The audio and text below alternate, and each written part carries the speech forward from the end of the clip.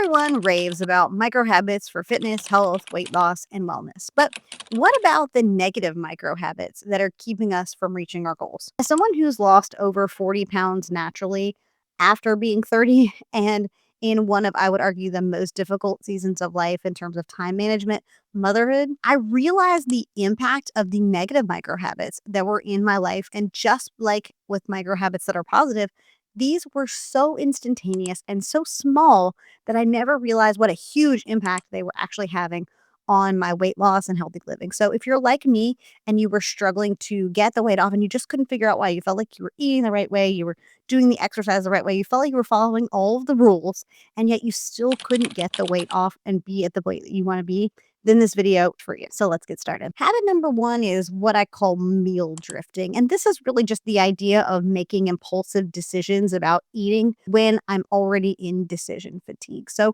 for me, this looked like getting home from work at the end of the day and then making the decision about what I was going to have for dinner. And when you've already made 100,000 decisions, by the time you get to dinner, the last thing you want to do is make a healthy and conscious choice. So often I would find myself just ordering pizza or getting takeout, or maybe just heating up some random crap I found in the freezer that was just super easy and fast. The problem with that for me is that oftentimes it led to me overeating or eating foods that weren't fueling my body properly because I didn't have any sort of plan. And so the swap that I made is really just planning out my meals. And I don't necessarily mean you have to have a specific meal plan per se, but you do kind of need an idea of what you're going to have for dinner that day, because the you that makes the decision at the start of your day about what you're going to have for dinner is much better capable mentally to handle that decision than the person who makes that decision at the end of your day. But if you've already got your ingredients prepped,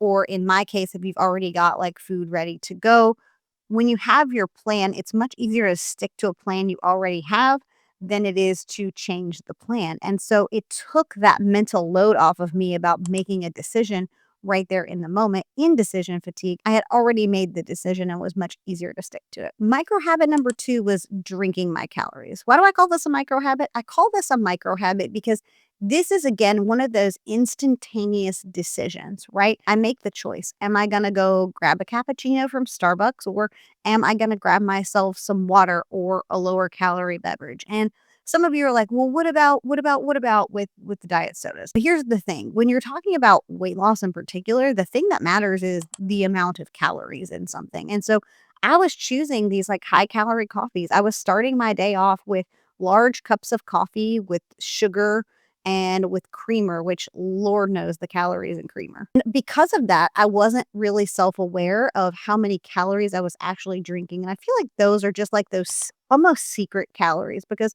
those are the calories that sneak up on you because you don't feel full. They have no nutritional value. And so because of that, you don't feel full.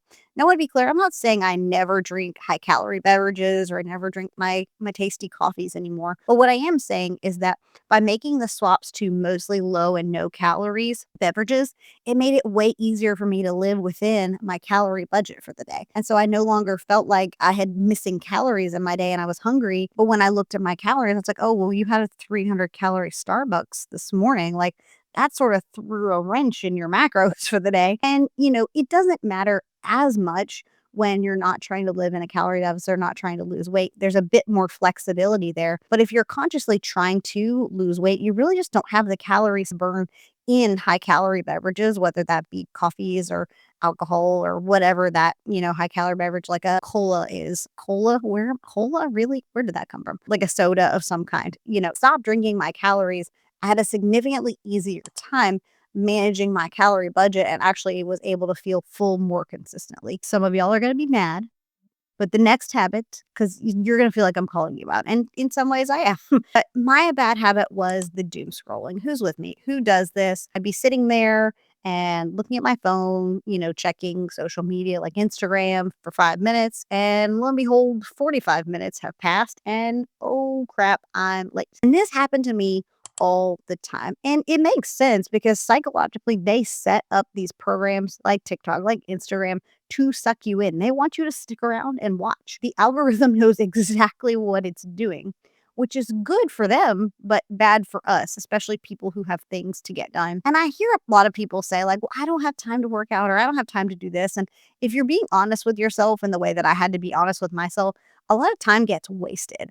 And I'm not saying that there's anything wrong with like relaxing or exercising. Like, it's not productivity necessarily always for the sake of productivity, but sometimes we say we don't have time when we could really capitalize more on our time if we weren't sucked into the scrolling. And so for me, when I had that awareness, did a couple of things. The first one is I started tying it to movement. So you don't work out up here with me, but if you did, you would see that often I'm watching YouTube videos while I'm working out. That's kind of when I like commentary channels. And so that's often when I consume my commentary channel videos is when I'm in my workout room. And that's where I spend most of the time. And I do still scroll on Instagram occasionally, but I have to set limits and boundaries on it. I have to set timers and things like that. So oftentimes if I am, wanting to go for a walk, maybe that's the time that I'm going to scroll or listen to whatever it is, because that has helped to buy my time back. That has given me back time that I feel like I had lost. And now I'm better able to capitalize on it and get more of that movement in. So, it really becomes down to like assessing where are you using your time. If you're finding this video useful or helpful in some way, would you do me a huge favor and give it a thumbs up? Lets YouTube know it's useful or helpful so we'll share it out to others like us. If you did, thank you so much. I really do appreciate it. The next micro habit might feel kind of silly to you, but if you know, it's drinking caffeine too late in the day. This was really messing with my sleep. And again, these are split second decisions, right? It's decision to be like, oh, I'm tired. I'll go have a cup of coffee. I used to do this all the time. I was like, oh, I'm tired. I should go make myself a coffee. Actually, probably what I needed was a carbohydrate. I was probably tired because I was under fueled. So when you're thinking about like, oh, I'm tired, that doesn't necessarily mean you always need a cup of coffee. It's really important. I've actually just recently taken a sleep seminar with some really cool information. And one of the things that she was talking about is essentially how we align our circadian rhythms and the importance of, you know, declining from caffeine at a certain time of day. Her recommendation was actually noon for everyone if you're going to bed at like 9 or 10 o'clock because of the half life of caffeine. And now, if you wear a fitness tracker like I do, my Ultra Human talks about caffeine intake, which I think is a really cool feature. This isn't sponsored, by the way. I do have a code though if you're interested. But this video is not sponsored. But it does track caffeine, and that is a really important thing because caffeine is just so normalized. I mean, hell, I've got an energy drink right here. I mean, caffeine consumption is just so normalized about like, oh, well, if you're tired, drink a cup of coffee. And I think what people misunderstand is that coffee doesn't make you more awake. It just makes you more alert. It's not changing your tiredness. And if you're anything like me, who's sort of prone to anxiousness, oftentimes it's just going to make your anxiety worse. So if you're like me and you were drinking caffeine past like 1 or 2 o'clock in the afternoon, there's a decent chance that it's having a negative impact on your sleep. When we don't sleep well, we don't recover well. And our lack of recovery impacts our ability to grow muscles, our impact on being able to lose weight. I think one of the key pieces that people often miss in losing weight is the sleep component. We need the sleep to regulate our hormones. We need the sleep to process and go through the movement of recovery. And you can't do that if you're not sleeping enough. So, adequate sleep is a really crucial piece that I don't think people talk about a lot. And I understand that different seasons of life mean different levels and amounts of sleep, but there are things that we can do to, realign and make more time for sleep. And I think we often get stuck in places like we drink caffeine later than we should, and so we can't fall asleep. Sleep latency should be about 30 minutes. So if it's taking you more than 30 minutes to fall asleep, really assess what are you doing prior to that and if you're giving yourself a proper wind down time. Because according to the research, you really want to be thinking about 30 minutes. Any more than that, and I would really assess what your sleep habits look like. Again, I'm not a sleep professional. This is just from the sleep training that I've done, but that was her recommendation, who is a sleep professional. And she said, at least 30 minutes prior, you want to make sure that, you're off your, actually, she really said like with electronics and blue light and stuff, she was saying like an hour to 2 hours before if you can, which I know is really hard. So while we can't control necessarily if we're in a season of life, like where our kids are kind of in charge of the sleep in the house, but what we can control is our own actions.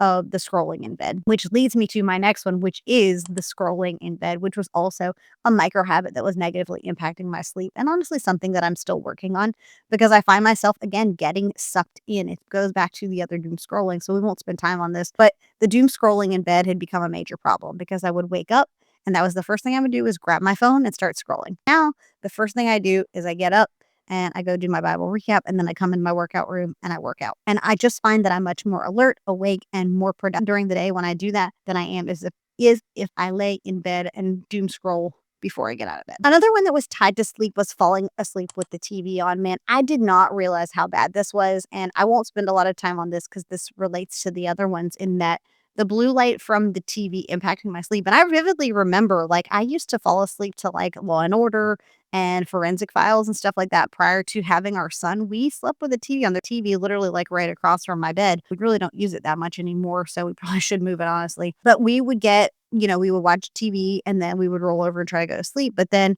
when my son was born and he slept in the room with us for several months, as newborns often do, shall I say, we couldn't do that because it would have kept him awake. And so we stopped doing that and we switched to the sleep headphone method, which has worked much better for us. And I think has really helped to improve our quality of sleep overall because that blue light was really negatively impacting both my sleep and my dreams. So, and if you need to listen to something, if you feel like myself and my husband, where you feel like quiet's not really a thing for you, I'd recommend either getting some white noise or maybe even some sort of like sleep app or something that you can listen to. The sleep expert actually suggested like keep your phone out of the room, which I don't know if that's reasonable for some people. For most people, it doesn't feel reasonable for me in the season of life, perhaps when my son was a little bit older. But she recommended like no phones in the room at all. But I just don't know that that's reasonable for a lot of folks. And so, in that vein, but you can control the TV on. I don't necessarily think that that's a helpful habit really for anyone. And so that's one of the micro habits that I shifted away from and into headphones. The next micro habit is a mental shift. And it was the I always need a treat mentality. This was the, oh, I did a workout. I need a treat. Oh, I'm gonna treat yourself, from Parks and Rec. That's what I think about. But that was my mentality around everything, and the treat yourself was keeping me overweight. It absolutely was because I always needed an excuse to have some sort of treat. Oh, I'm going shopping. I need a Starbucks. Oh, I'm doing this, so I need a treat. And while again, there's nothing wrong with living your life and having a treat, if you are in a season where you are trying to lose weight, you really have to sort of assess like how many treat yourself days does one person need and is helpful. And for me, I was doing it all the time. Like it felt like every day, like I needed a sweet treat. And so now for me, I really assess and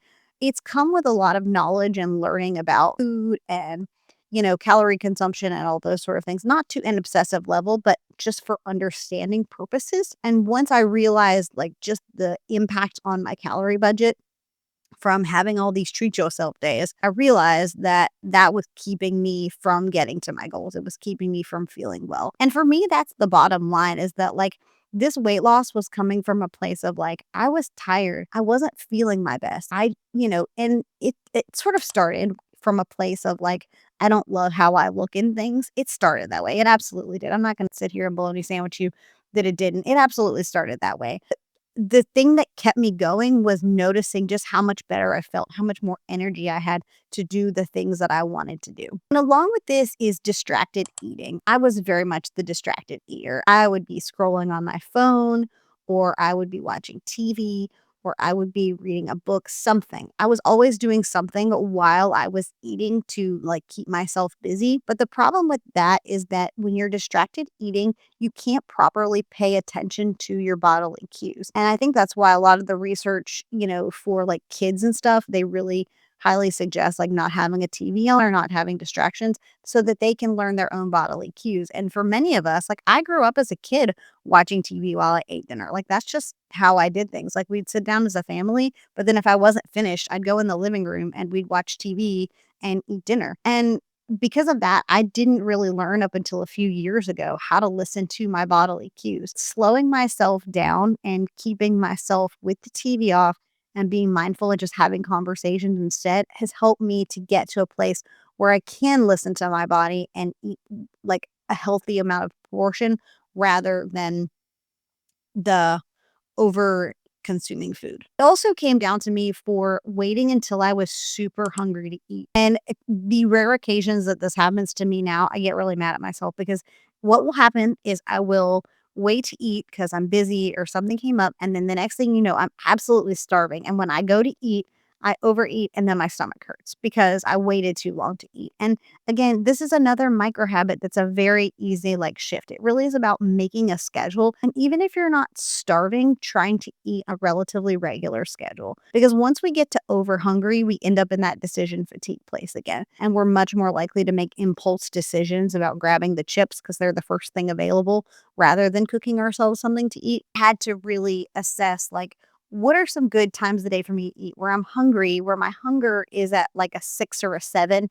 not a 9 or a 10? Because if I sit down and eat at a 9 or a 10, I'm absolutely finishing the plate, going back for seconds, and ending up with a stomach ache. And I can't be the only one. Do you guys do this? Does this happen to you? Because I will eat everything but the kitchen sink if I am really, really hungry. So I have to find ways to manage and navigate my hunger cues throughout the day. And for me, that means 3 larger meals and 2 small snacks to just make sure I'm getting through the day without being absolutely famished by the time I get to a meal. And finally, and maybe one of my biggest issues was the drinking to relax from work. This is the, oh, I've had a hard day at work. I need a drink. Hi, how are you? Yes, that I would get home from work and be like, oh man, I am just mentally wiped. Let me have a drink. And again, this is another twofold piece, right? This is a sleep piece and this is a piece on, calories, honestly, because I would have a drink or 2 and then would mess with my sleep because that's what alcohol does, especially as you get older and the alcohol metabolizes in your system,